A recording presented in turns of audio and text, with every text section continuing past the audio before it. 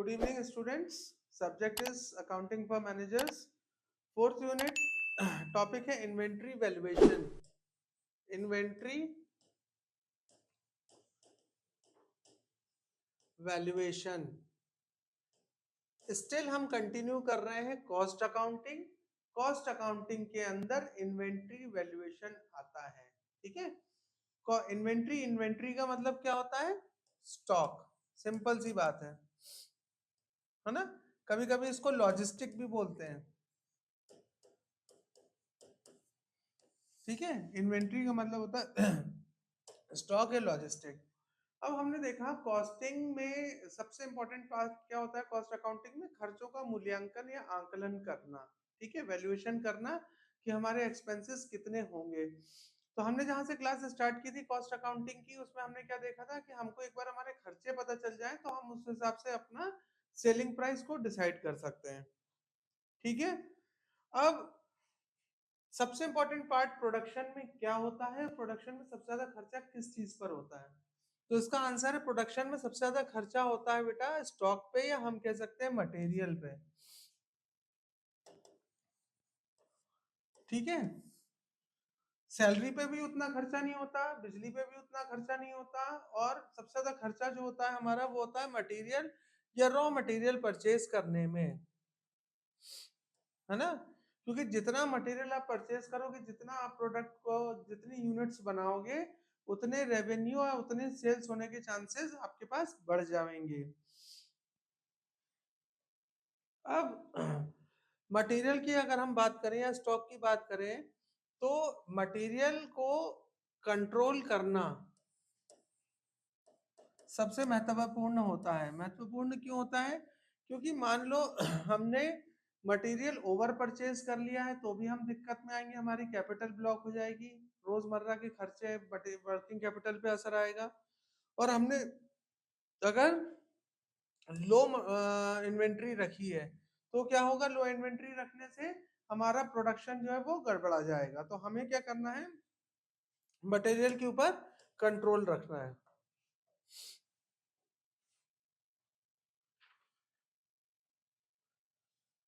अब मटेरियल के ऊपर हम कैसे कंट्रोल रख सकते हैं? Proper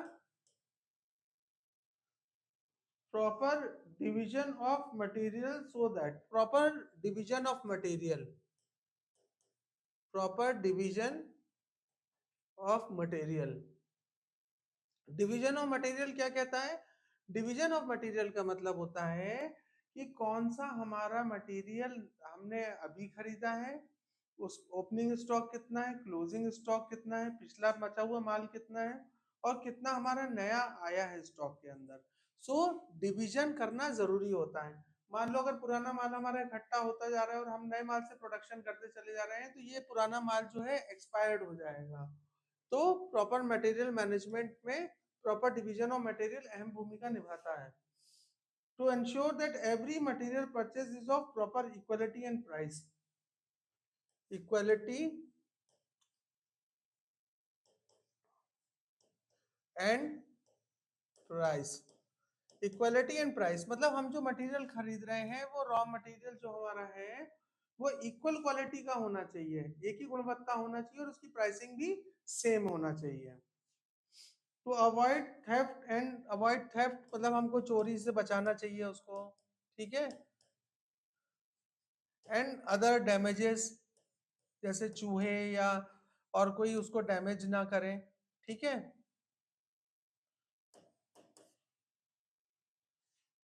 to avoid hindrances in working capital due to lack of non availability of material. Non there should be no non availability of material.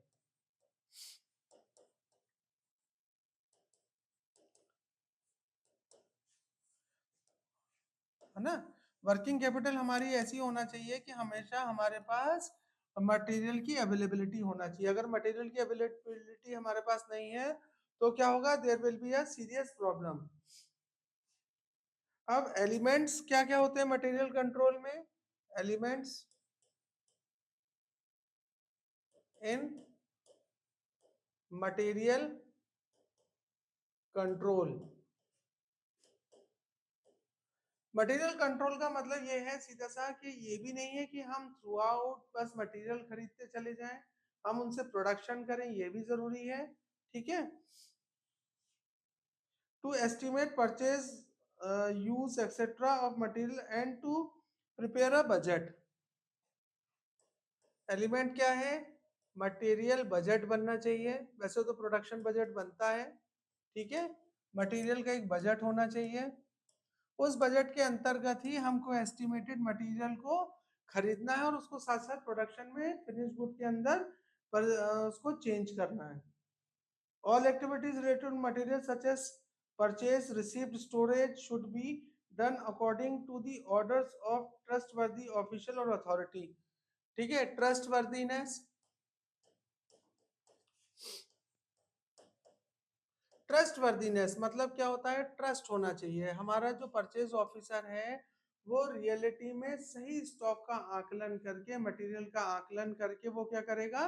वो हमको डिमांड देगा और हम उस डिमांड के ऊपर मटेरियल को परचेज करेंगे। To make available material at the proper time and place so that the price of manufacturing the commodity does not stacken. To make available material at the proper time, proper time पर availability होना material की बहुत जरूरी है, क्योंकि अगर proper time पर material की अवेलेबिलिटी नहीं होगी तो रॉ मटेरियल बहुत टाइम लेगा फिनिश गुड के अंदर कन्वर्ट होने में। To make such arrangement for internal check so that the work of workers, internal check system, internal check system, check system. अब इंटरनल चेक सिस्टम क्या होता है? आप जब किसी फैक्ट्री को विजिट करोगे तो जो फ्लोर होता है जहाँ पे प्रोडक्शन हो रहा होता है ना, वहां पर आपका एक स्टॉक शीट बनी होती है। वो स्टॉक शीट क्या करती है? आपको बताती है कि कितना स्टॉक यूज हो चुका है और कितना स्टॉक आपका पेंडिंग है। तो ये स्टॉक शीट का एक फॉर्मेट होता है जो एचआर मैनेजर क्या करता है? फ्लोर पर चिपका देता है, उसको रेगुलर मेंटेन किया जाता है। To determine the order level at the lowest and highest amount of material required। ये बहुत इंपॉर्टेंट पॉइंट है, लोएस्ट और हाईएस्ट पॉइंट रेंज। ठीक है, मतलब आपको ये बताया जाएगा कि लोएस्ट रेंज क्या है, उसके बाद आपको ऑर्डर करना है, और हाईएस्ट रेंज क्या है, इसके बाद आपको ऑर्डर नहीं करना है।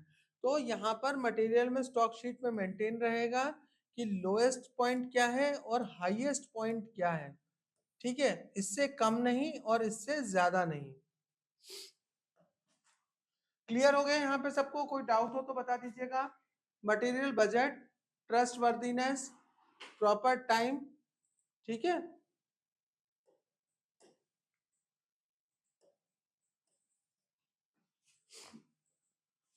अब accounting regarding material and scope of material. Accounting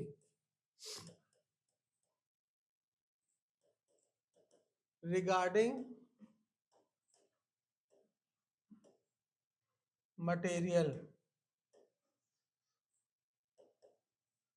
accounting regarding material. First point आता है कि कौन कौन सी होगा इसमें? Purchase of material, purchase,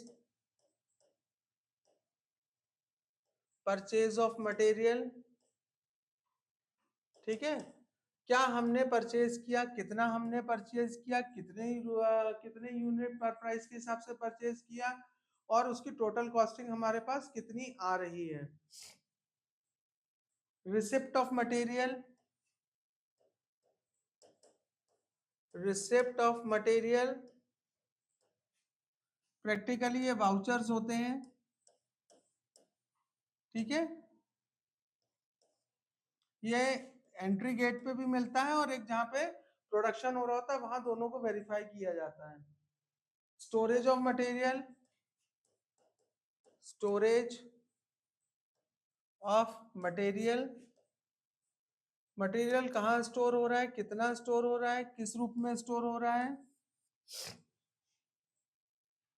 valuation of issued material, valuation of issued material, है ना। तो वैल्यूएशन ऑफ इशूड मटेरियल का मतलब होता है कि जब आपका स्टॉक निकल कर आएगा मशीन के पास तो उसकी वैल्यू भी लिखी रहती है साथ में कि ये 10,00,000 रुपए का माल है कि 10 लाख रुपए का माल है या 1 करोड़ रुपए का माल है, ठीक है। तो एवरीथिंग इज मेंशन्ड। तो वैल्यूएशन ऑफ इशूड मटेरियल, जो मटेरियल इशू किया गया है प्रोडक्शन के लिए, उसकी valuation in terms of price कितनी है।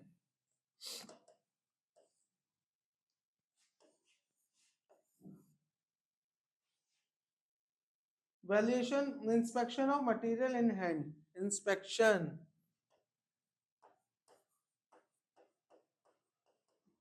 of material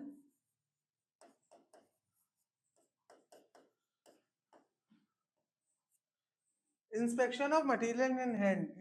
इंस्पेक्शन का मतलब क्या होता है, निरीक्षण, ठीक है। निरीक्षण करना कि हमारा कितना मटेरियल हमारे पास है और कितना अभी स्टॉक जो है वो अंदर पड़ा हुआ है। तो इंस्पेक्शन भी एक अकाउंटिंग जो होगी मटेरियल से रिक्वायर, वो किस किस चीज की होगी, purchase of material, receipt of material, कितना हमने रिसीव किया, स्टोरेज कहाँ किया, वैल्यूएशन कितना हुआ, इशू हुआ, और उसका इंस्पेक्शन या निरीक्षण। अब inventory valuation process, inventory valuation process, inventory valuation process, inventory valuation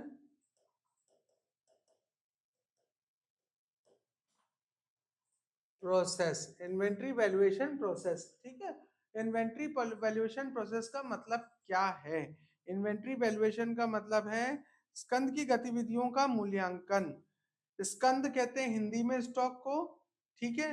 जो मूवमेंट हुआ है स्टॉक का उसका हम वैल्यूएशन किस तौर पे करेंगे, किस, हम भाई जैसे हम स्टॉक कहीं और रखते हैं और मशीन कहीं और होती है, ठीक है।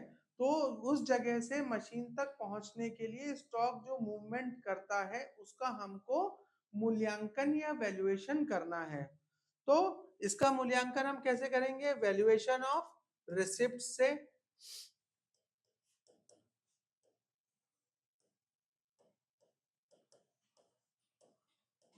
वैल्यूएशन ऑफ रिसिप्ट्स, कितने वैल्यू के रिसिप्ट्स हमारे हाथ में हैं अल्टीमेटली, ठीक है। Valuation of receipt is relatively an easy task as the invoice or bill received from the supplier of the material and available at is available as a starting point, ठीक है। Valuation of receipt, receipt आपको कहां से मिलेगी, कौन देगा receipt student, वो देगा आपको सप्लायर।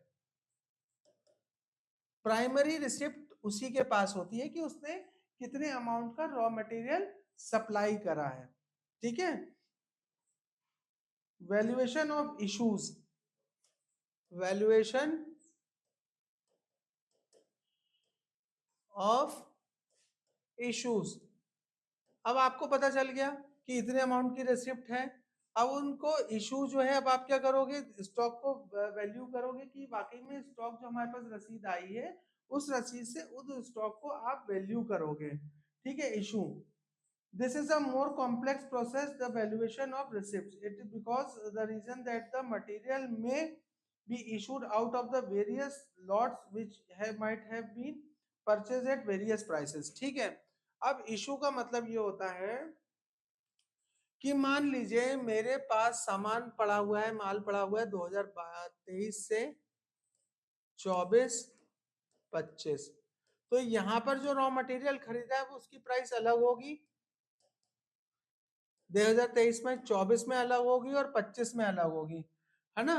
तो अल्टीमेटली क्या है कि हमको वैल्यूएशन 25 का जो हम वैल्यूएशन कर रहे हैं वो 23 के प्राइस पे ना कर दें, 24 का 23 पे ना कर दें। तो हमें क्या करना चाहिए, वैल्यूएशन 23 का प्राइस क्या था सप्लायर का, 24 का रेट क्या था और 25 का रेट हमारा क्या था। तो valuation of issues.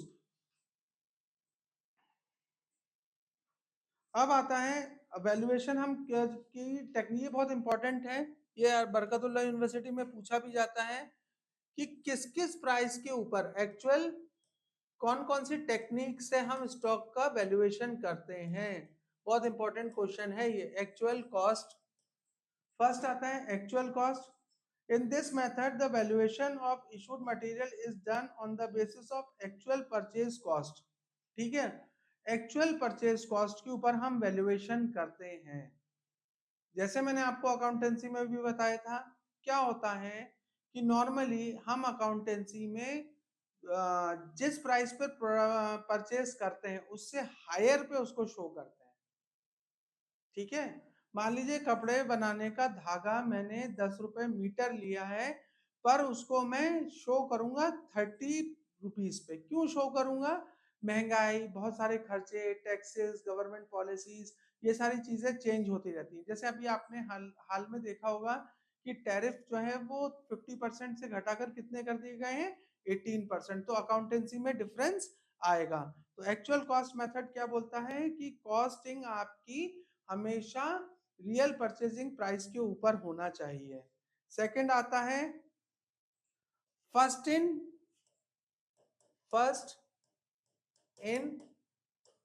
First out method. जो प्रोडक्ट पहले आया है, जो रॉ मटेरियल पहले आया है, वो इसको कहते हैं हम फीफो मेथड। जो सबसे पहले आया है वो प्रोडक्शन में सबसे पहले जाएगा, first in first out method. ठीक है, अब इसकी कुछ एडवांटेजेस भी हैं, कुछ इसकी डिसएडवांटेजेस। एडवांटेजेस क्या है? The method is simple, there is smoothness. Method बहुत सिंपल है, ठीक है, स्मूथनेस है। The method is scientific, scientific principles approaches हैं। In this method there is possibility of loss of material due to spoilage or obsolescence. पर इसमें सबसे बड़ा क्या है कि फर्स्ट इन फर्स्ट आउट, जो पहले आया है वो पहले जाएगा प्रोडक्शन के लिए। इसमें क्या हो सकता है कि सामान हमारा जल्दी खराब भी हो सकता है। Possibility of loss of obsolescence. The valuation done with the help of this method is correct. ठीक है, इसके ऊपर जो हम वैल्यूएशन करते हैं वो करेक्ट होता है ना। पर इसमें डिसएडवांटेज क्या है कि मैंने फर्स्ट इन फर्स्ट आउट करा, मैंने रॉ मटेरियल खरीदा और उसको प्रोडक्शन के लिए भेज दिया। डिसएडवांटेज क्या है? आगे हो सकता था प्राइसेस स्लैश होते, प्राइसेस गिरते, तो हो सकता है मेरी प्रोडक्शन की कॉस्ट इसमें बढ़ जाए। ठीक है, सेकंड आता है, थर्ड आता है LIFO, last in first out. ठीक है, लास्ट इन, जो सबसे लास्ट में आया है लॉट, उसको मैं सबसे पहले लूंगा प्रोडक्शन में। ठीक है, तो last in first out. In this method the material sent for production in fresh because the material that comes last is sent first for problem production. ठीक है, last in first out, last in first out का मतलब होता है कि हमारा सामान जल्दी से खराब ना हो। तो हम क्या करते हैं, जो सबसे बाद में आया है, मान लो हम मैंने 2023 का मेरे पास स्टॉक पड़ा है, 24 का पड़ा है और 25 का पड़ा है, तो मैं क्या करूंगा, 2023 का मटेरियल सबसे पहले यूज करूंगा ताकि यहां पर मेरा वेस्टेज या स्पॉइलेज कम हो, है ना। फिर 2024 का यूज करूंगा, फिर मैं 2025 का यूज करूंगा। तो last in first out.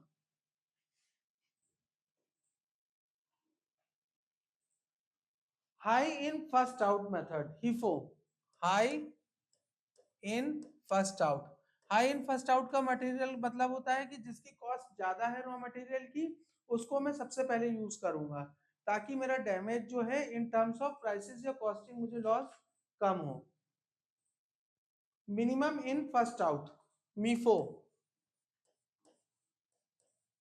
Minimum ये है हाई इन फर्स्ट आउट, ठीक है, मिनिमम इन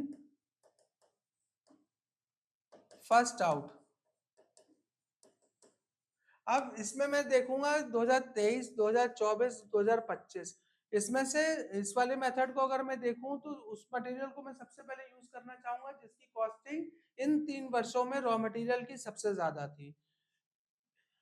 हाँ, मिनिमम इन फर्स्ट आउट में मैं करूंगा क्या, मिनिमम कॉस्टिंग इन 3 सालों में सबसे कम कहाँ थी, उस रॉ मटेरियल को मैं सबसे पहले यूज करूंगा। ठीक है, तो मीफो के बाद आता है आपका average cost method. Average cost method, average cost method आपका ये कहता है कि under this method the material is issued at the average cost price perspective of data and price. ठीक है, मैं 3 सालों का एवरेज निकालूंगा, उन 3 सालों के एवरेज में जो कॉस्टिंग में ईयर में सबसे कम होगा, ठीक है, एवरेज प्राइस को जो निकल आएगी मैं उसके ऊपर प्रोडक्शन करूंगा। ठीक है, तो average cost method, average cost method में फिर से मैं बता देता हूँ, in this under this method the material is issued at the average cost price irrespective. हम मैं इसमें ये नहीं देखूंगा कि 2023 का माल पहले आया था या उसका 2024 का आया था, 2025 का आया था। मैं तीनों का एवरेज निकालूंगा और एवरेज निकाल के फिर उसके ऊपर मैं प्रोडक्शन करूंगा। ठीक है, तो अब यहाँ पर हमने क्या देखा कि ये सारी टेक्निक्स लीफो, फीफो, मीफो, हीफो, ठीक है, यहाँ पर हम क्या कर रहे हैं, मटेरियल को यूज कर रहे हैं इन टर्म्स ऑफ कि हमारा मटेरियल जो है वो हम अवेलेबिलिटी कंटिन्यू मटेरियल की बना रखें ताकि हमारी जो प्रोडक्शन साइकिल है वो हमेशा कंटिन्यूसली मूव कर सके और हमारा प्रोडक्शन स्मूथली मूव कर सके। थैंक यू स्टूडेंट, ये आज के लिए हमारा टॉपिक यहीं खत्म होता है। Will continue with next topic tomorrow.